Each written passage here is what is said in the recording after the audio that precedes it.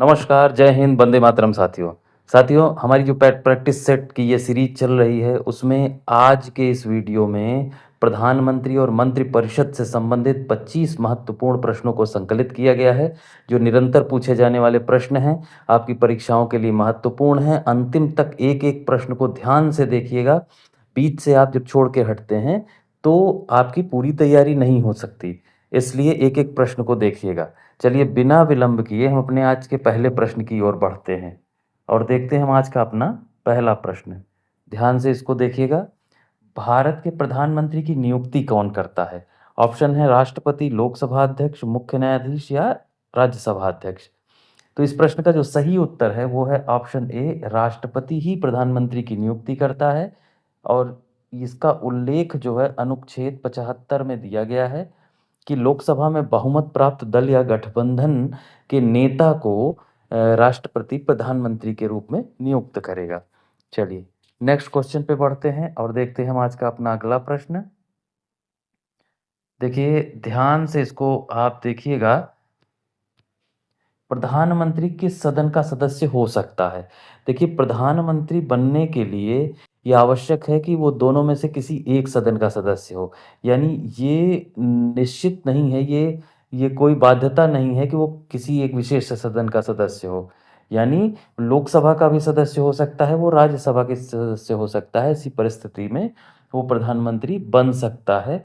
तो इसका option C बिल्कुल करेक्ट है, दोनों में से कोई एक। मैं उदाहरण देता हूँ कि ये वर्तमान प्रधानमंत्री नरेंद्र दामोदर दास मोदी जी जो हैं, वो वाराणसी से सांसद हैं, यानी लोकसभा के सदस्य हैं। इसके पूर्व डॉक्टर मनमोहन सिंह वो राज्यसभा के सदस्य थे और 10 वर्षों तक भारत के प्रधानमंत्री थे। तो वो किसी भी सदन के सदस्य हो सकते हैं। चलिए नेक्स्ट क्वेश्चन पे बढ़ते हैं और हम आज का अपना अगला प्रश्न देखते हैं। ध्यान से इसको देखिएगा। अगला प्रश्न है, भारतीय संविधान के किस अनुच्छेद में प्रधानमंत्री का उल्लेख है?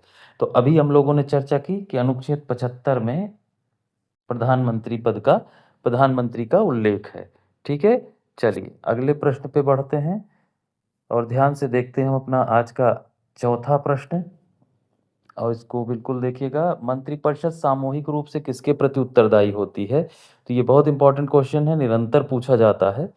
तो मंत्रिपरिषद जो है वो सामूहिक रूप से लोकसभा के प्रति उत्तरदायी होती है। क्यों? क्योंकि लोकसभा जो है वो जनता का सदन है, जनता का सदन है और लोकसभा में ही सरकार बनती है।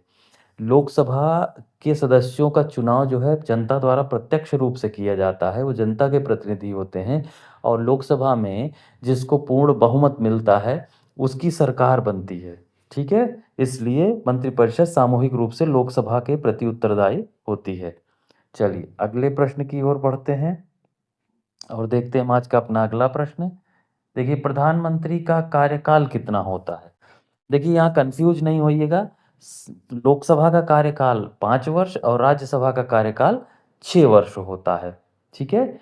और लेकिन प्रधानमंत्री पद का कोई कार्यकाल निश्चित नहीं होता, क्योंकि जब सरकार गिर जाएगी तो प्रधानमंत्री, जब बहुमत खत्म हो जाएगा या सरकार गिर जाएगी तो प्रधानमंत्री को जो है वो अपने पद पर नहीं बना रहेगा, इसलिए उसका कार्यकाल निश्चित नहीं है। चलिए नेक्स्ट क्वेश्चन पे चलते हैं और देखते हैं हम आज का अपना अगला प्रश्न। देखिए अगला प्रश्न है, भारत के पहले प्रधानमंत्री कौन थे? सबको पता है, पंडित जवाहरलाल नेहरू भारत के पहले प्रधानमंत्री थे। ठीक है, चलिए अगले प्रश्न पे चलते हैं। अगला जो हमारा आज का प्रश्न है, ध्यान से इसको देखिएगा। प्रधानमंत्री पद से इस्तीफा देने पर क्या होता है? प्रधानमंत्री अगर अपने पद से इस्तीफा दे दे तो पूरी मंत्रिपरिषद भंग हो जाती है। ठीक है, क्योंकि वो मंत्रिपरिषद का नेतृत्व करता है। ठीक है, ध्यान रखिएगा इसको, पूरी मंत्रिपरिषद भंग हो जाएगी। अलग अलग लोगों को इस्तीफा देने की आवश्यकता नहीं होगी। चलिए नेक्स्ट क्वेश्चन पे चलते हैं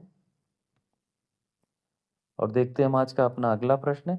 मंत्रिपरिषद का प्रमुख कौन होता है? जाहिर सी बात है, नेतृत्व करेगा तो प्रधानमंत्री ही मंत्रिपरिषद का प्रमुख होगा। चलिए अगले प्रश्न पे बढ़ते हैं और फटाफट से अपना ये रिवीजन करते हैं। देखिए कैबिनेट मंत्रियों की नियुक्ति कौन करता है?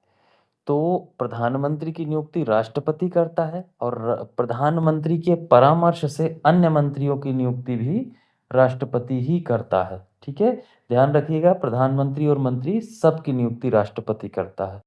ठीक है, तो एकदम देखिए इंपॉर्टेंट क्वेश्चन है, अंतिम तक बने रहिएगा और बिल्कुल एकदम ध्यान से इसको देखिएगा, एक एक प्रश्न को ध्यान से देखिएगा, तब तैयारी आपकी मजबूत होगी।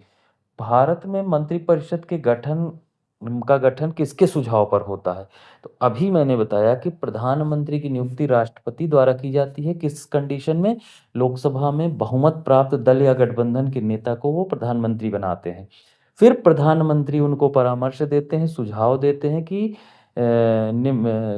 कि ये चयनित लोगों को आप मेरा मंत्री बना दीजिए, मेरा सहयोगी बना दीजिए। तो राष्ट्रपति ही जो है उनको जो है मंत्री की नियुक्ति कर देता है। तो यहाँ किसके सुझाव पर करता है? प्रधानमंत्री के सुझाव पर। ठीक है, अन्य मंत्रियों की नियुक्ति होती है। चलिए नेक्स्ट क्वेश्चन पे चलते हैं और देखते हैं हम अपना अगला आज का प्रश्न। देखिए, संविधान का कौन सा अनुच्छेद मंत्रिपरिषद से संबंधित है? ठीक है, तो यहाँ ध्यान देने वाली बात है कि अनुच्छेद 74 में ये कहा गया है, 74 में ये कहा गया है कि राष्ट्रपति को उसके सही कर्तव्यों में सहयोग और परामर्श देने के लिए एक मंत्रिपरिषद होगी। और अनुच्छेद 75 में कहा गया है कि मंत्रिपरिषद की जो नियुक्ति है, प्रधानमंत्री और सहित मंत्रिपरिषद की नियुक्ति राष्ट्रपति करेंगे। तो इन दोनों का संबंध मंत्रिपरिषद से है, इसलिए ऑप्शन सी बिल्कुल करेक्ट है, यानी दोनों 74 और 75। चलिए अगले प्रश्न की ओर बढ़ेंगे धीरे धीरे और देखेंगे आज का अपना अगला प्रश्न। देखिए, प्रधानमंत्री का मुख्य कार्य क्या है? तो प्रधानमंत्री का मुख्य कार्य है मंत्रिपरिषद का नेतृत्व करना। प्रधानमंत्री मंत्रिपरिषद का नेतृत्व करता है। ठीक है, चलिए अगले प्रश्न पे बढ़ते हैं और देखते हैं हम आज का अपना अगला प्रश्न। देखिए, कैबिनेट क्या है? सुना होगा आपने कैबिनेट मिनिस्टर्स। तो कैबिनेट क्या होती है वो आप जान लीजिए। ऑप्शन है सभी मंत्रियों का समूह, वरिष्ठ मंत्रियों का समूह, केवल प्रधानमंत्री या न्यायाधीशों का समूह। तो कैबिनेट मंत्री या कैबिनेट जो होती है वो वरिष्ठ मंत्रियों का समूह होती है। ठीक है, चलिए अगले महत्वपूर्ण प्रश्न की ओर हम लोग बढ़ें और देखें आज का अपना अगला महत्वपूर्ण प्रश्न। प्रधानमंत्री संसद के किस सदन का नेता होता है?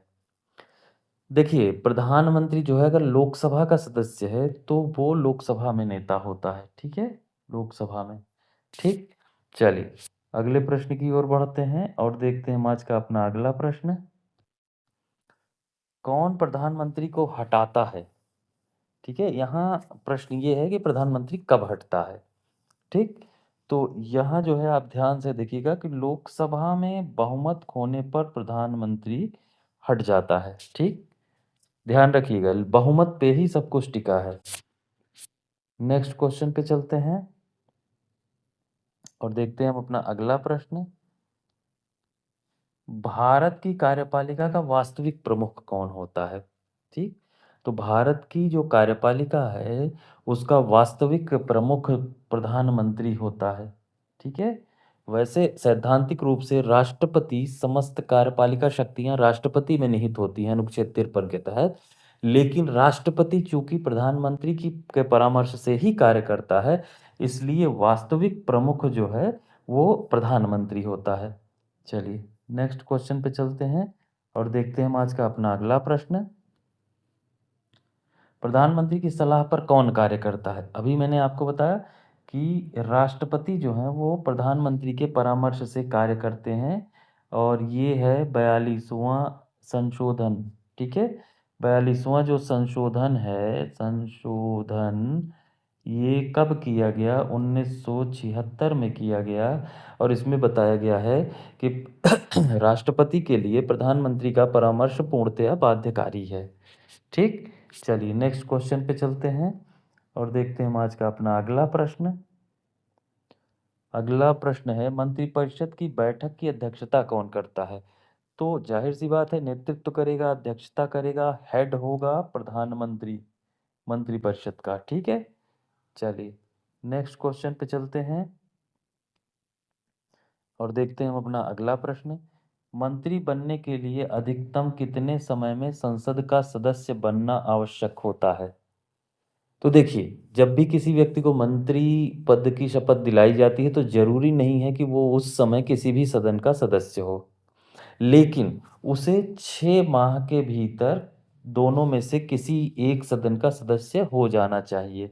यानी लोकसभा या राज्यसभा का राज्यसभा का सदस्य हो जाना चाहिए, इसमें से किसी भी सदन का 6 महीने के भीतर।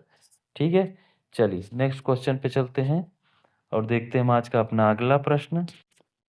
देखिएगा, भारत में मंत्रिपरिषद के प्रकार कितने होते हैं? तो मंत्रिपरिषद भारत में 3 प्रकार की होती है। कौन कौन? ध्यान से देखिए, कैबिनेट कैबिनेट मंत्री और राज्य मंत्री और उप मंत्री। तो ये 3 याद रख लीजिएगा, ये 3 प्रकार होते हैं। चलिए नेक्स्ट क्वेश्चन पे चलते हैं और देखते हैं हम आज का अपना अगला प्रश्न। देखिए, कौन सा अनुच्छेद राष्ट्रपति को प्रधानमंत्री नियुक्त करने की शक्ति देता है? तो अभी मैंने बताया कि अनुच्छेद 75 में ये बताया गया है कि राष्ट्रपति प्रधानमंत्री की नियुक्ति करता है। ठीक है, चलिए नेक्स्ट क्वेश्चन पे चलते हैं और देखते हैं आज का अपना 22वां प्रश्न। ध्यान से देखिएगा, प्रधानमंत्री का वेतन कौन निर्धारित करता है? तो देखिए, इस देश में चाहे वो राष्ट्रपति हों, उपराष्ट्रपति हों, लोकसभा के सदस्य हों, जो राज्यसभा के सदस्य हों, प्रधानमंत्री हो या मंत्रिपरिषद हो, तो इन सब के वेतन को निर्धारित करने का अधिकार संसद का है, क्योंकि संसद का अधिकार है कानून बनाना। चलिए नेक्स्ट क्वेश्चन पे चलते हैं और देखते हैं हम आज का अपना अगला प्रश्न। भारत के प्रधानमंत्री पद का उल्लेख किस भाग में है? संविधान के भाग 5 में जो है भारत के प्रधानमंत्री पद का उल्लेख है। ठीक, चलिए अगले प्रश्न की ओर बढ़ते हैं और धीरे धीरे हम अंतिम प्रश्न तक जाएंगे। प्रधानमंत्री की नियुक्ति के समय राष्ट्रपति क्या देखता है? तो राष्ट्रपति केवल ये देखता है कि लोकसभा में उसका बहुमत है या नहीं है। ठीक है, तो लोकसभा में बहुमत प्राप्त दल के नेता या कोई गठबंधन है उसके नेता को राष्ट्रपति जो है वो प्रधानमंत्री नियुक्त करता है। चलिए अगले प्रश्न की ओर बढ़ते हैं और आज का ये हमारा अंतिम प्रश्न है। ध्यान से देख लीजिए एकदम, मंत्रिपरिषद की सलाह को राष्ट्रपति मानने के लिए बाध्य है। तो अभी हमने ये चर्चा की है किस संशोधन के तहत ये किया गया था। तो 42वां जो संविधान संशोधन है 1976 में किया गया था, जिसमें ये कहा गया है कि प्रधानमंत्री की सलाह जो है राष्ट्रपति के लिए बाध्यकारी है। ठीक है, तो दोस्तों वीडियो पसंद आया हो तो एक लाइक कर दीजिएगा, चैनल को सब्सक्राइब करके बेल आइकन प्रेस कर दीजिएगा जिससे आपको नियमित नोटिफिकेशन मिल सके। इतनी मेहनत की जाती है तो एक बटन तो आप दबा ही सकते हैं। धन्यवाद, जय हिंद, वंदे मातरम साथियों।